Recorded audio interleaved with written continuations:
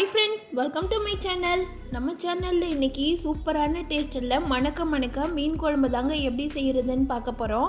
இந்த மாதிரி மெத்தடில் நீங்கள் மீன் குழம்பு செய்து பாருங்கள், அடிக்கடி செய்வீங்க. ரொம்ப ஈஸியாக செய்யலாம், டேஸ்ட்டு அருமையாக இருக்கும். 2 நாள் வரைக்கும் வச்சு சாப்பிட்றதுக்கு அட்டகாசமாக இருக்குங்க. வாங்க இந்த டேஸ்ட்டான மீன் குழம்பு எப்படி செய்கிறதுன்னு பார்க்கலாம். இது செய்கிறதுக்கு கொஞ்சம் புளி எடுத்துக்கலாம். ஒரு எலுமிச்சப்பழம் சைஸ் அளவு பழைய புளியாக இருந்ததுன்னா எடுத்துக்கோங்க. பழைய புளி புளிக்குழம்பு மீன் குழம்புக்கெலாம் நல்லா டேஸ்ட்டாக இருக்கும். இதை ஒரு 1.5 டம்ளர் அளவு தண்ணியில் கரைச்சி எடுத்துக்கலாம்.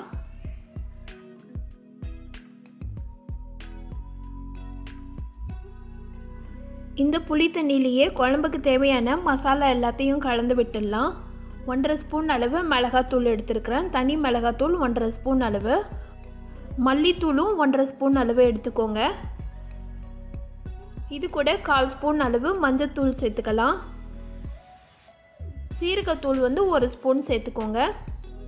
சேர்த்துட்டு எல்லாத்தையும் ஒரு கரண்டியோ இல்லை கை வச்சோ கெட்டி இல்லாமல் நல்லா கரைச்சி விட்டுடலாம். இது எல்லாத்தையும் நல்லா கரைச்சிட்டு இந்த கிரேவிக்கு தேவையான அளவு உப்பு சேர்த்துக்கோங்க. உப்பு சேர்த்துட்டு நல்லா கரைச்சிடலாம். இந்த மிக்சிங்கை லைட்டாக சாப்பிட்டு பார்த்தீங்கன்னா உங்களுக்கு புளிப்பு காரம் எல்லாம் எப்படி இருக்குன்னு சொல்லிட்டு தெரியும். தேவைப்பட்டால் நீங்கள் எக்ஸ்ட்ராவாக கொஞ்சம் உப்போ காரமோ சேர்த்துக்கலாம். இது ஒரு சைடு இருக்கட்டும். இப்போ 3 தக்காளி பழம் எடுத்துருக்கிறேன். நல்ல பழுத்த பழமாக எடுத்துக்கோங்க. இது இந்த மாதிரி கட் பண்ணிவிட்டு நடுவில் இருக்கிற அந்த காம்பு பகுதியை மட்டும் தனியாக எடுத்துடலாம். எடுத்துகிட்டு இதை கை வச்சு நல்லா பசைஞ்சு விட்டுக்கோங்க.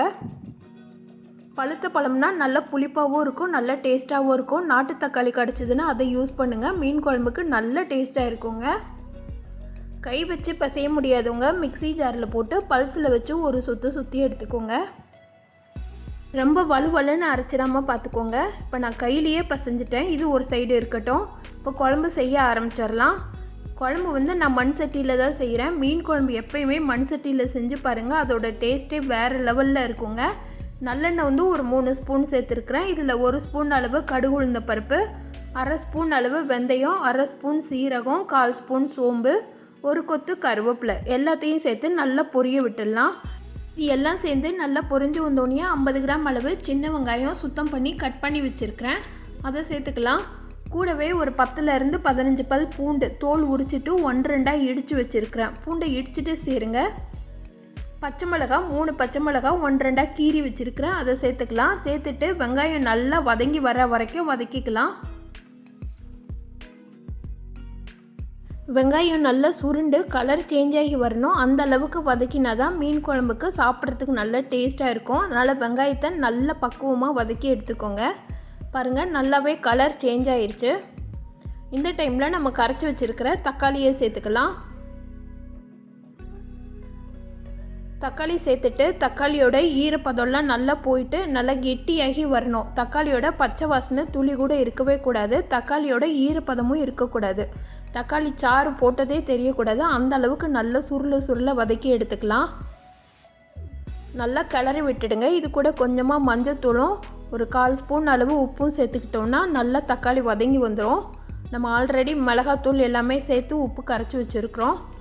இப்போ தக்காளி வெங்காயத்துக்கு தேவையான அளவு உப்பு சேர்த்துக்கிட்டு நல்லா வதக்கி விட்டுடலாம். பாருங்கள், தக்காளி நல்லாவே வதங்கி வந்துருச்சு. துளி கூட அந்த ஈரப்பதமே இல்லை.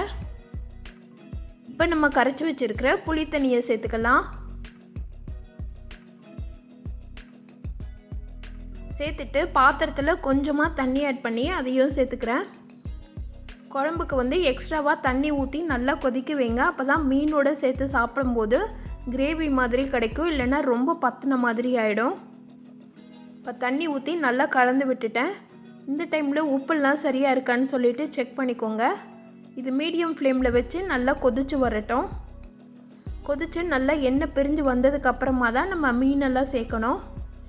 பாருங்கள், இந்த அளவுக்கு நல்லா எண்ணெய் பிரிஞ்சு வந்திருக்கணும். நம்ம ஊற்றின தண்ணியும் நல்லாவே வற்றி குழம்பு நல்லா திக்காகிற கன்சிஸ்டன்சியில் இருக்குது. ஆனால் கெட்டியாகலை, கொஞ்சம் தண்ணியாக இருக்கிற மாதிரி இருக்குது. பாருங்கள், இந்த மாதிரி பதத்தில் தான் நம்ம மீனை சேர்க்கணும். மீன் சேர்க்க கொஞ்சம் நேரம் கொதிக்க விடுவோம். அந்த டைமில் நல்லா கெட்டியாகி வந்துடும். நான் 3/4 கிலோ அளவு மீன் எடுத்து சுத்தம் பண்ணி வச்சுருக்கிறேன். மீனை சுத்தம் பண்ணுறதுக்கு எப்பயுமே கொஞ்சமாக கல்லுப்பு மஞ்சத்தூள் போட்டு 2லேருந்து 3 தடவை கழுவி எடுத்துட்டிங்கன்னா மீனோட வாடை வரவே வராது. இதை கொதிச்சிக்கிட்டு இருக்கிற குழம்புல ஒன்றோட ஒன்று ஒட்டாமல் சேர்த்துடலாம். தலைப்பகுதி போடுறதா இருந்ததுன்னா நல்ல பெரிய பீஸாக கட் பண்ணிக்கோங்க. அப்போ தான் தலை வந்து கரையாமல் இருக்கும். என்கிட்ட இருக்கிற 3/4 கிலோ மீன் எல்லாத்தையும் சேர்த்துட்டு நல்லா கொதிக்க விட்டுடலாம். மீன் சேர்த்ததுக்கப்புறமா பார்த்திங்கன்னா ஃப்ளேம் வந்து லோ ஃப்ளேம்லேயே இருக்கட்டும். ஒரு 5லேருந்து 7 நிமிஷம் கொதித்து வந்தாலே போதும். மீன் நல்லா வெந்து வந்துடும். இப்போ பாருங்கள், நல்லாவே எண்ணெய் பிரிஞ்சிருச்சு. மீனும் நல்லா வெந்து வந்திருக்கு. சூப்பராக வந்திருக்குங்க. அவ்வளவு மணமாக இருக்குது. மீன் குழம்பு பார்த்திங்கன்னா எப்பயுமே செஞ்ச உடனே சாப்பிட்றத விட ஒரு 2 மணி நேரம் 3 மணி நேரம் விட்டுட்டு சாப்பிட்டிங்கன்னா அதோட டேஸ்ட்டு ரொம்பவே நல்லா இருக்கும். அதை விட பெஸ்ட்டு அடுத்த நாள் வச்சு சாப்பிடும்போது இன்னும் நல்லா டேஸ்ட்டாக இருக்கும். முக்கியமாக மண் பாத்திரத்தில் செய்து பாருங்கள், அதோட டேஸ்ட்டு வேறு லெவலில் இருக்குங்க. கடைசியாக கொஞ்சமாக கருவேப்பிலையை சேர்த்துக்கலாம். சேர்த்துட்டு அடிக்கடி கிளறி விடாமல் ஸ்டவ் ஆஃப் பண்ணிவிட்டு இறக்கிட்டிங்கன்னா சூப்பரான மீன் குழம்பு ரெடி ஆயிரும். நான் ஒரு 2 மணி நேரம் ஆற விட்டு எடுத்துருக்கிறேன். பாருங்கள் எவ்வளவு சூப்பராக நல்லா குழம்புலாம் மீனில் நல்லாவே இறங்கி வந்திருக்கு. பார்க்கும்போதே சாப்பிட்ணும் போல் இருக்குது. ரொம்ப அட்டகாசமாக இருக்குது மீன் குழம்பு. இதே மாதிரி மெத்தடில் நீங்களும் உங்கள் வீட்டில் இந்த மீன் குழம்பு செய்து பாருங்கள். செய்து பார்த்துட்டு எப்படி இருந்துச்சுன்னு சொல்லிவிட்டு கமெண்ட் பண்ணுங்கள். இந்த வீடியோ பிடிச்சிருந்ததுன்னா இந்த வீடியோவுக்கு லைக் பண்ணி சேனலை சப்ஸ்கிரைப் பண்ணிவிடுங்க. Thank you friends.